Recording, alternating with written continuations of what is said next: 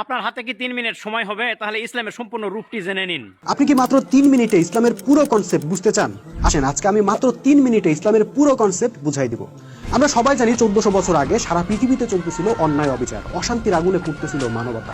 তখন আল্লাহ সিদ্ধান্ত নিলেন, যুগে যুগে তিনি যেমন মানুষকে উদ্ধার করার জন্য নবী রাসূল পাঠাইছেন, এবারও তিনি আরবে একজন নবীকে পাঠাবেন। তবে পার্থক্য হলো এই নবী হবেন শেষ নবী এবং তিনি আসবেন সারা পৃথিবীর জন্য। তো আখির নবী মুহাম্মদ সাল্লাল্লাহু আলাইহি সাল্লাম নবী হিসেবে আসলেন এবং আল্লাহর হুকুম বিধান তার মাধ্যমে নাজেল হওয়া শুরু হলো। কিন্তু হুকুম নাজেল হইলে তো ভাই শান্তি চলে আসবে না, সেই হুকুম মানতেও হবে। মানবেটাকে? আল্লাহর বিধানগুলো মানার জন্য একটা মোমেন জাতির প্রয়োজন পড়লো, আর সেই মোমেন জাতি গড়ে উঠলো মদিনায়। যে কোনো জাতিরই একজন নেতা লাগে, কাজে মোমেন জাতিকে পরিচালনার জন্য একজন নেতার দরকার পড়লো। রাসূল সাল্লাল্লাহু আলাইহি সাল্লাম হইলেন মোমেনদের সেই নেতা, পরবর্তীতে খোলাফায়ে রাশেদিনরা। ওকে, তাহলে জাতীয় তৈরি হইলো, নেতাও পাওয়া গেল, কিন্তু নেতা এখন জাতিকে কোন দিকে পরিচালনা করবেন, মানে তাদের লক্ষ্য কি হবে, সেটাও আল্লাহ বলে দিলেন। আল্লাহ বললেন, আমি রাসূলকে পাঠাইছি পৃথিবীর অন্যান্য সকল জীবন বিধানের উপর আল্লাহর দেওয়া জীবন বিধান প্রতিষ্ঠা করার জন্য। কোরআনের একটা না, দুইটা না, তিনটা সূরার মধ্যে আলাদা আলাদা করে আল্লাহ এর লক্ষ্য নির্ধারণ করে দিয়েছেন, যাতে এই জাতি কখনোই বলতে না পারে আমাদের লক্ষ্য তো আমরা বুঝি নাই। ভাই চিন্তা করছেন কত বড় লক্ষ্য? সারা পৃথিবীতে আল্লাহর দেওয়া জীবন ব্যবস্থাকে প্রতিষ্ঠা করা লাগবে। স্বভাবতই প্রশ্ন ওঠে, এত বড় কাজ কেমনে করব? তাবলীগ কইরা, আধ্যাত্মিক সাধনা কইরা, নির্বাচন কইরা? প্রক্রিয়াটা কি হবে আসলে? আল্লাহ কিন্তু সেই প্রক্রিয়াও দিয়ে দিয়েছেন। সেটা হলো জেহাদ ও কেতাল, যে কথা কোরআনে বারবার বলা হয়েছে, এবং কিতালকে আল্লাহ ফরজ করে দিয়েছেন। এবং কিভাবে কিতাল করতে হবে সেটা নবীজি নিজের জীবনেই মাত্র 9 বছরে 78টা যুদ্ধ করে দেখাই দিয়ে গেছেন। ভাই আমরা সবাই জানি যুদ্ধ জিনিসটাই একটু অন্যরকম। বাতাসে ফু দিয়ে হয়তো কারামতি দেখানো যায়, কিন্তু যুদ্ধ জেতা যায় না।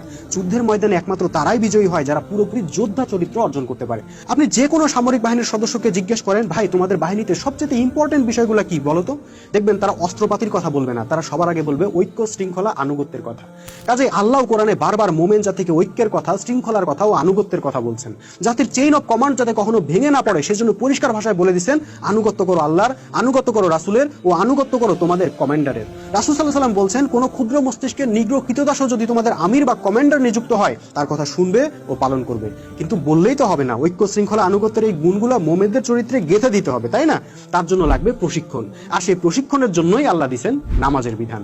ভাই আপনি সেনাবাহিনীর একটা কুচকাওয়াজের দৃশ্য আর সঠিক নিয়মের একটা নামাজের জামাতের দৃশ্য পাশাপাশি রাখেন তো, মিল খুঁজে পান? হ্যাঁ, অবশ্যই মিল খুঁজে পাবেন। পার্থক্য কেবল উদ্দেশ্যের বেলায়। অন্যান্য বাহিনীগুলো প্রশিক্ষণ নেয় মানুষের বিধানকে প্রতিষ্ঠার জন্য, আর মোমেন বাহিনী নামাজের মাধ্যমে প্রশিক্ষণ নেয় আল্লাহর বিধানকে প্রতিষ্ঠার জন্য। নামাজ কোনো ধ্যান নয় ভাই, নামাজ হলো মোমেনদের ঐক্য, শৃঙ্খলা, আনুগত্য শিক্ষার প্রশিক্ষণ, পাশাপাশি আল্লাহর সঙ্গে আত্মার যোগাযোগেরও একটা মাধ্যম। একইভাবে আপনি রোজার কথা বলবেন, গভীরে তাকায় দেখেন, রোজা হইল মোমেন বাহিনীর আত্মসংযমের প্রশিক্ষণ, যা যুদ্ধক্ষেত্রে অত্যন্ত প্রয়োজনীয় একটা বিষয়। এই প্রশিক্ষণগুলোর মাধ্যমেই উম্মতে মুহাম্মাদী তথা মোমেন জাতি এমন অপ্রতিরোধ্য হয়ে উঠছিল যে সংখ্যায়, অস্ত্রে শস্ত্রে সকল দিক দিয়ে দুর্বল হয়েও তারা আক্রমণ করে রোমান সাম্রাজ্য, পারস্য সাম্রাজ্যকে পরাজিত করে ফেলছিল। একই সাথে দুইটা সুপার পাওয়ারকে পরাজিত করার এই ইতিহাস আজও মানুষের বিশ্বাস করতে কষ্ট হয়। তাদের ওই সংগ্রামের মাধ্যমে অর্ধ পৃথিবীতে নেমে আসছিল শান্তির ঝর্ণাধারা। মানুষ ঘরের দরজা লাগানোর প্রয়োজন বোধ করতো না, আদালতে মাসের পর মাস কোনো অপরাধ সংক্রান্ত মামলা আসতো না, নারীরা নির্ভয়ে পথ চলতো শত শত মাইল। ভাই এবার বুঝছেন তো ইসলামকে কেন পূর্ণাঙ্গ কোড অফ লাইফ বলা হয়?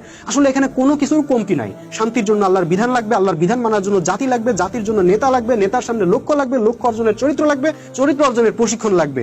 সব কিছুই আল্লাহ দিয়ে দিচ্ছেন। কিন্তু সমস্যা হলো আমরা না বুঝার কারণে পুরা ইসলামকেই আমরা ব্যক্তিগত উপাসনার বিষয় বানাই ফেলছি।